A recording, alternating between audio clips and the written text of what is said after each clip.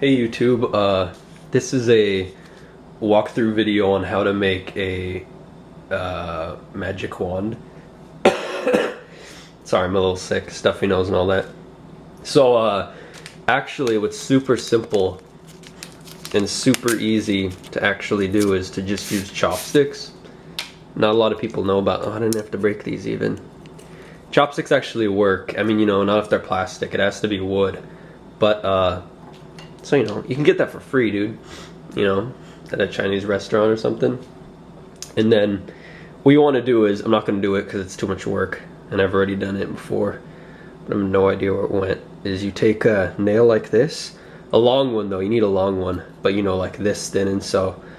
And you kind of have to drill into the end of the chopstick, the handle part. Whatever part you're going to use for a handle. You have to drill it in as far as you can. And then what you need is a feather. You gotta kind of want one kind of like, you know, a little, this is I think about like 4 inches maybe.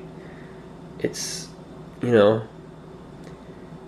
it has to be kind of, you don't want a small one basically.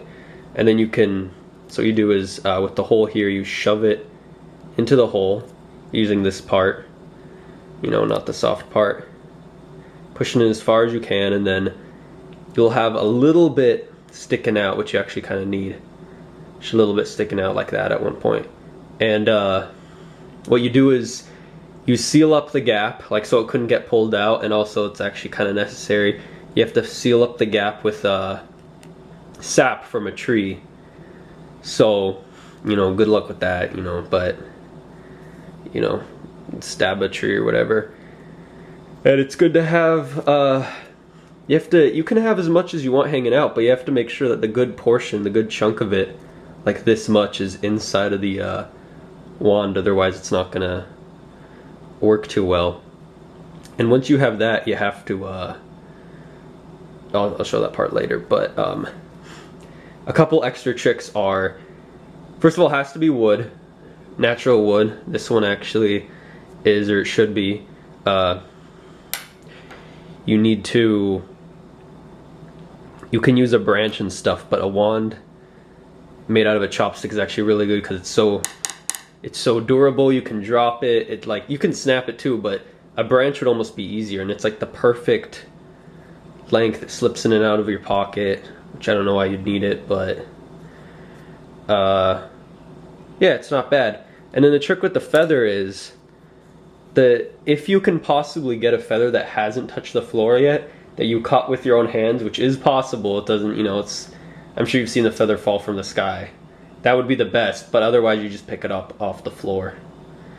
And yeah, you can use natural, you can use a natural branch and all that, and it'll work out. So on to part 2. So then what you do is, after you've put on the sap and after the feather is in, you stick it next to a newborn plant. And you kind of gotta shove it in there. There's actually a pot down there, but you know, so plant one, shove it in as high as you can, as deep as you can. Let it stick out a tiny bit. The feather has to stick out actually and touch the air. It has to breathe. And yeah, let it stay there for quite some time. It has to kind of grow up with whatever you planted. This is a tomato plant, a Rosso Grande tomato.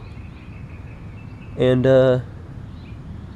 yeah, then you pull it out, you know, in like a couple weeks or however long you want to wait.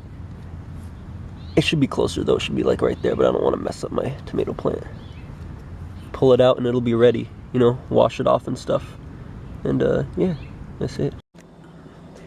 So that's the tutorial. I hope you enjoyed it. Sorry for it being longer than it was. I was hoping it'd be like less than 2 minutes. But yeah, it's been a long time. I learned this when I was a kid. So I don't know, it's been like, I mean, not even that much of a kid. It's been like 7 years. So actually, yeah, it's been a while, I guess. But it's also good to note that you don't have to use a feather.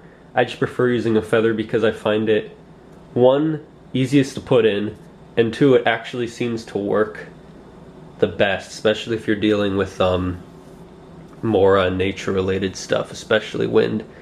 And it should also be noted that this isn't a toy necessarily.